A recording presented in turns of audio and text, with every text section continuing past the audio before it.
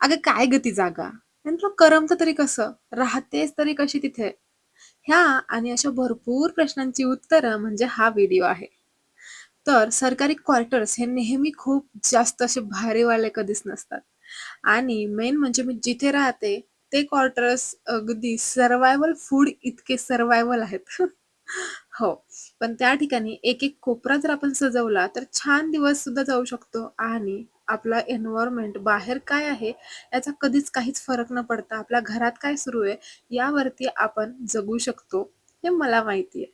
कारण मी जिथे-तिथे राहते ना, तिथे-तिथे खूप जास्त बाहेर असं मिळून मिसळून राहणं थोडंसं मला कठीण जातं. कारण बायका ज्या असतात बाहेरच्या, त्यांच्या प्रत्येक ठिकाणी वेळा ठरलेल्या असतात. दुपारी 1 ते 4 त्या फ्री असतात आणि 1 ते 4 त्यांची मीटिंग बसलेली असते. जे काही चाललंय आजूबाजूला, जे काही एकमेकींच्या आयुष्यात चाललंय, ते सगळं एकमेकींना सांगणं किंवा व्यवस्थित टाईमपासवाल्या गप्पा मारणं, हे त्याच वेळामध्ये होतात आणि आपला टायमिंग त्यांच्या टायमिंगशी कधीच जुळत नाही. त्यामुळे बाहेर मिळून मिसळून राहणं, हे माझ्या वाट्याला कधी आलंच नाही. आणि या ठिकाणी क्वार्टर्स. क्वार्टर्स म्हटल्यानंतर सगळीकडचे असे मिक्स मॅच झालेले नेबर्स त्यांच्यासोबत जुळवून घेणं थोडंसं नाही तर खूप जास्त कठीण असतं. त्यामुळे ह्या फंदात न पडता मी माझं घर सजवायचं ठरवलं.